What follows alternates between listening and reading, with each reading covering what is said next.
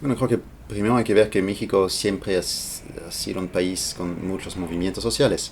Es un país, para mí, que soy sociólogo de los movimientos sociales, el país de los más interesantes, y no el más interesante, ¿no? Un país que se ha globalizado, un país también ahí con, cerca de Estados Unidos, pero también con una gran tradición de movimientos sociales desde la revolución y hasta antes, ¿no? También. Y por lo tanto, los movimientos sociales siempre se me hacen muy vivos, bastante creativos en México. Sin embargo, también se ve el otro panorama, ¿no? Y que si bien el movimiento que inspiraron al mundo entero, por ejemplo, del movimiento zapatista, ¿no? Después de la rebelión zapatista del 1 de enero de 94, si gente del mundo entero se fueron allá y realmente es un movimiento del cual se puede hablar mucho, pero que ha logrado bastantes cosas a nivel local, a nivel interesante, otra forma de democracia, um, una cultura, la salud alternativa, la educación alternativa también, cosas muy importantes. Sin embargo, hay también que hacer la pregunta, bueno, tenemos un país con tantos movimientos muy interesantes, gente muy comprometidos. 20 años, no, poco más de 20 años después del levantamiento zapatista, después de muchos años de movimientos en las comunidades, en las ciudades también, ¿cuál es la situación del país hoy en día? Hoy en día es un país más violento, más desigual y mucho más neoliberal que hace 20 años. En eso no digo que los movimientos no tuvieron éxito para muchas cosas, pero sin embargo se me hace también que hay que pensar la estrategia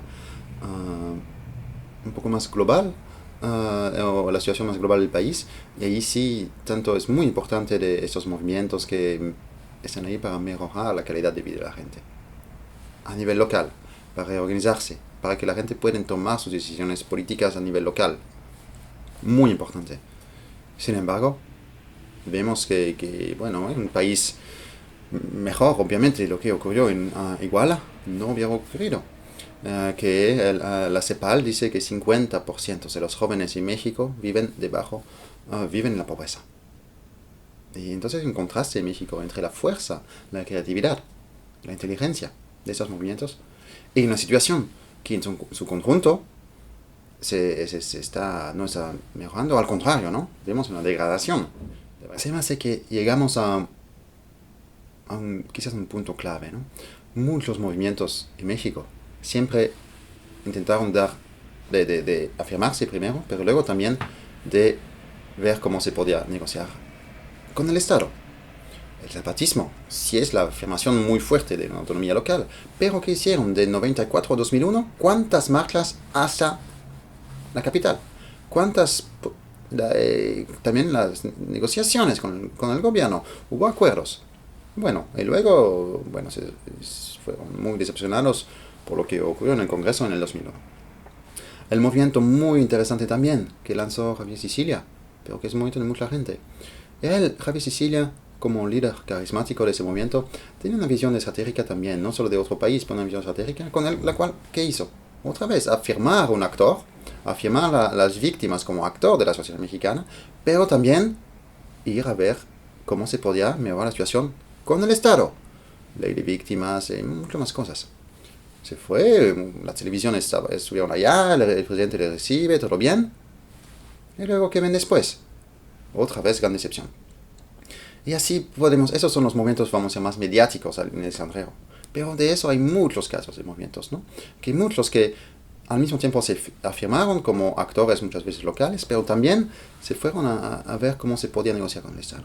Bueno, después de tantas veces que ellos se sienten engañados, que ven, a veces se firma un acuerdo con el representante del Estado, pero luego no se cumple. A veces muchas veces la ley se transforma en algo que es muy distinto. Entonces, hoy en día muchos movimientos dicen, bueno, ¿de qué sirve negociar con el Estado? Porque no, la desconfianza es muy grande. Y eso, en mi perspectiva, no viene solo de este gobierno. El presidente actual, obviamente, tiene ahora, después de Ayotzinapa, hay una gran desconfianza hacia todos los actores políticos, en particular también con el presidente de su gobierno. Sin embargo, la situación también viene desde antes, ¿no? Que tantas veces los movimientos que cada vez que intentaron negociar con el gobierno se fueron muy decepcionados y a veces engañados también, ¿no? Así que hoy esta vía parece muy difícil, ¿no? De un movimiento que se afirma y que quiere al mismo tiempo negociar con el gobierno. Sin embargo, eso es más bien mi perspectiva personal, ¿no? Si vemos los movimientos sociales, ¿acaso se puede resolver todo eso sin el Estado? México no es el único país donde pasa. Pero un caso ya es demasiado, ¿no? Si la policía mata a una persona, es intolerable. En México son centenas, millares de casos. Hay que decir primero que sí son muy importantes esos movimientos. Tuvieron muchos logros a distintos niveles, locales, individuales, colectivos también, ¿no? Reconstruir el tejido social, como dice muy bien el sociólogo Sergio Cermeño, pero también eso lo retoma Javier Sicilia. Muy importante, pero no basta. Tenemos que encontrar la forma para que ya no habrá otra Iguala, no otra playa. Y también no otra matanzas de migrantes, porque no son mexicanos, se habla muy poco, ¿no? Es intolerable que sean mexicanos o no, que se encuentran tantas fosas. Y solo se dice, no son los estudiantes, son otra gente. Y vamos a la siguiente. ¿Quién puede hablar de democracia en un país así? Estamos frente a una situación de violencia. Estamos frente a una situación también donde se necesita algo de institución. No digo este Estado, pero unas instituciones, un Estado que también permite nada más a la gente de convivir, a la gente de organizar estos espacios autónomos que sean reconocidos por el Estado, pero precisamente reconocidos por el Estado. No se puede desarrollar estos espacios, estos movimientos, afuera de todo.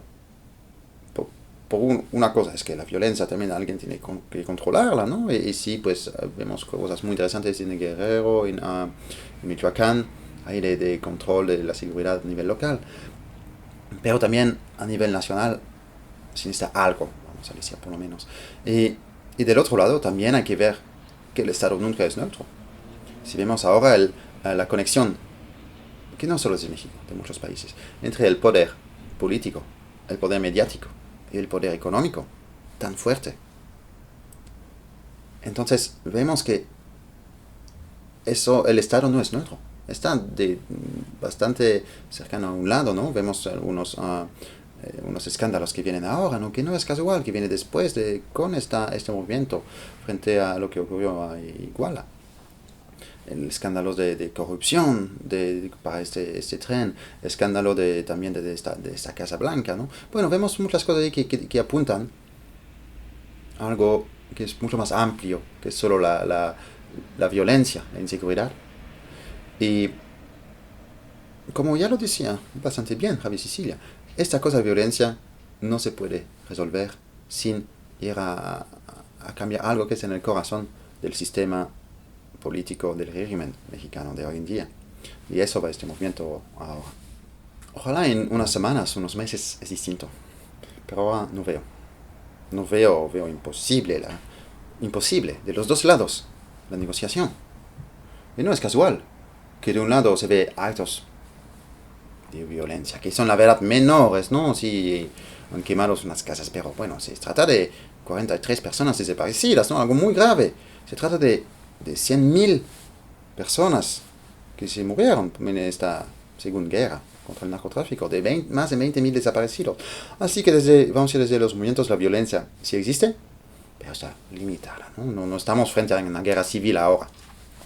Del otro lado, sin embargo, esta violencia es simbólica porque dice que no reconoce el otro como alguien con quien negociar. Sí, eso es la violencia. Del otro lado es igual. No vemos mucho de decir que apoyar a esta gente si intentaron de ver con los padres, ¿no? Cómo se podían, se dice que corrompir para algunos, cómo se podían tomar e integrar un poco al sistema. No funciona. Y luego lo que se dice, cuidado, vamos a usar también la violencia para reprimir los movimientos. Lo que sin duda es cierto que se usó más violencia, tanto a nivel hace un año estuvimos frente a una marcha estudiantil, ¿no? Muy grande en la Ciudad de México, con gente que se pasaron Navidad y Nuevo en la cárcel por nada. Así que sí, estamos en una situación donde de los dos lados se ven más como enemigos que como adversarios con los cuales no estamos de acuerdo, pero con los cuales podemos negociar algo. Y eso por lo que expliqué antes, ¿no? Que esta situación, la confianza se se venía perdiendo desde hace mucho tiempo por muchos ensayos, intentos de hacer acuerdos. En un momento la gente simplemente ya no creen más, ¿no? ¿Por qué una vez más? Ya hicimos una vez más hace 2 o 3 años con el Movimiento por la Paz. Y estamos ahora frente a gente muy humilde, de origen campesina, populares, que tienen una conciencia política y que ven estas cosas a nivel muy práctico también, ¿no? No van a citar 10 intelectuales, lo ven, lo sienten en su cuerpo y son así como una subjetividad fuerte, son gente que saben de organizaciones campesinas, pero sobre todo con una gran dignidad, ¿no? Y por lo tanto, se me hace que vamos a necesitar tiempo antes que cualquier cosa se puede volver a hacer entre estos dos frentes, ¿no? Y luego, a lo mejor también no... hay que agregar que eso, las negociaciones, lo que sea, no es la única vía. Que los movimientos también pueden decir, bueno, hacemos todo afuera del Estado, autodefensa y más cosas, ¿no? Y el Estado, que es más débil ahora en su legitimidad, por lo menos, no en su fuerza, ¿no? En fuerzas armadas también, el ejército está muy presente. No puede hacer lo que hizo con la autodefensa en otros lados, ahora mismo, ¿no? Así que a lo mejor van a intentar únicamente un camino local, pero no podemos escapar a un momento de la relación con el Estado. La verdad es que por eso también México es un país tan extraordinario. Esperanzas sí hay muchos, ¿no? Solo hay que escuchar la sabiduría de esta gente, ¿no? Que vienen del pueblo.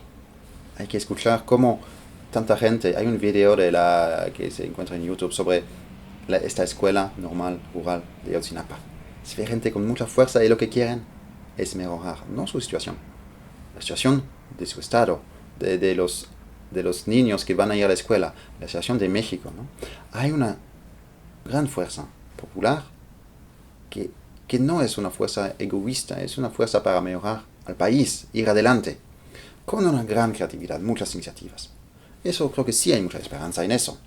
Sin embargo, hoy después de tantos intentos, de varias estrategias, de varias cosas, y después de muchas décadas de movimientos muy innovadores, muy interesantes, con sus límites, como cualquier movimiento, pero también interesantes e innovadores. Se dice, bueno, ¿y ahora qué? Sí, el movimiento por la paz es muy importante, no ha sido, es importante.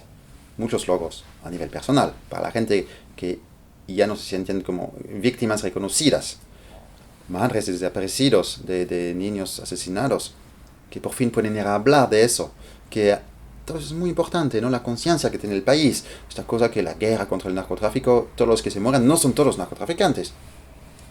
Eso antes del movimiento por la paz no era así. El movimiento dijo todo eso, muy importante. Sin embargo, en mi perspectiva también hay que decir, bueno, este movimiento tan importante, con gente muy inteligente, muy comprometido, no logró impedir este masacre que hubo en Tlatlaya. No logró impedir lo que pasó en Iguala. Así que no digo que el movimiento él solo lo podía hacer, pero no podemos quedarnos diciendo, bueno, es muy bien lo que hizo con el Movimiento por la Paz, y es cierto, pero necesitamos más que eso. No se puede, no basta con hacer solo la cosa ya extraordinaria que hizo el Movimiento por la Paz. Porque lo que está en juego ahora es que es intolerable cualquier otra masacre así. Sabemos que es muy probable que va a ocurrir todavía, y eso es intolerable. Y tanto que sigue pasando esas cosas, que no solo son gente que se mueren con actores del Estado, de las instituciones directamente implicados en eso. Eso, ¿quién puede hablar de democracia cuando pasa eso en un país? Sí, necesitamos líderes, a veces, pero no líderes como tradicionalmente en México. Creo que la pregunta del líder hay que hacerlo con mucho cuidado, ¿no? Porque muchos líderes pensaron con un gran proyecto e hicieron algo muy distinto. Ya no estamos en los años 40 de Cárdenas, ¿no? Estamos en otra sociedad donde la capacidad de actuar de gente que no son líderes es mucho mayor. Hay que ver si la pregunta, ¿cómo pueden aparecer nuevos líderes? A lo mejor no es tan necesario. Lo que sí, una nueva generación de ciudadanos que son profundamente democráticos. Una generación de ciudadanos de todas las edades, en particular los jóvenes, pero también los demás. ¿Cómo se puede cambiar eso? ¿Cómo se puede vincular la política con la vida de día a día? Que eso no solo es un problema de México. Que no es casi igual la situación geográfica de México. Y lo que está pasando es vinculado.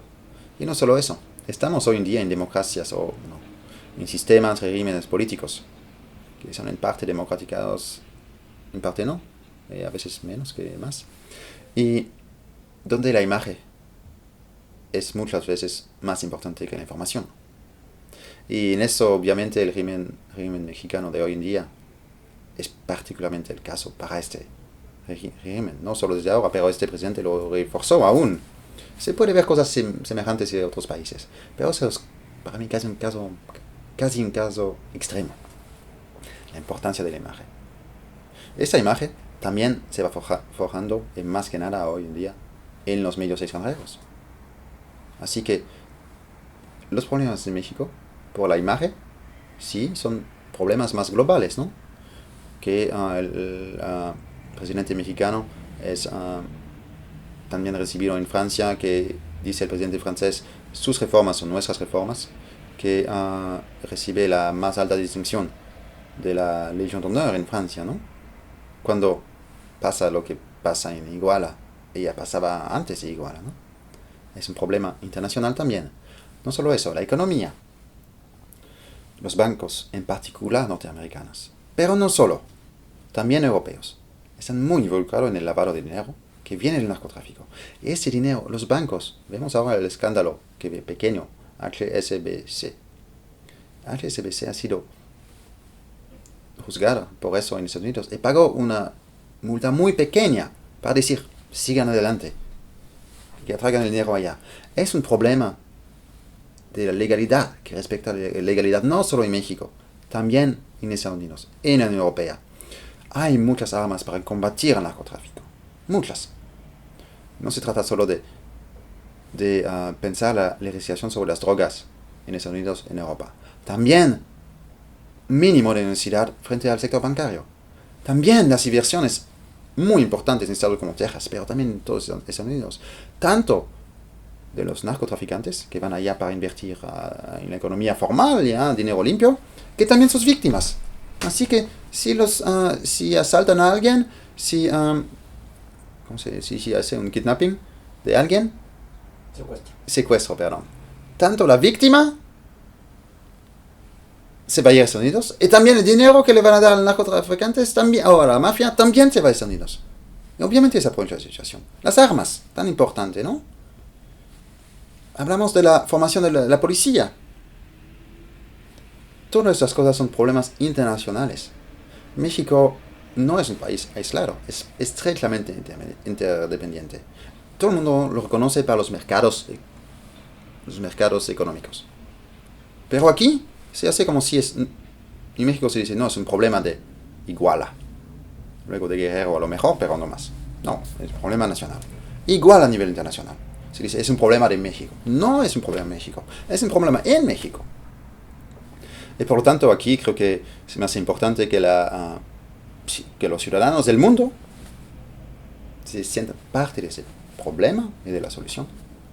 Y también los gobiernos extranjeros, obviamente. Ahí vemos, el Estado sí cuenta. Que los gobiernos extranjeros no pueden solo dejar en eso. Los medios extranjeros, ¿no? Los medios que no son totalmente vendidos al poder económico, como se dice a veces, ¿no? Si vemos medios de calidad, de costumbre, cómo cobran lo que está pasando hoy en día en México, pues es muy distinto de lo que uno puede ver en la situación cuando va un poco más ahí, está viendo lo que está pasando desde adentro, ¿no?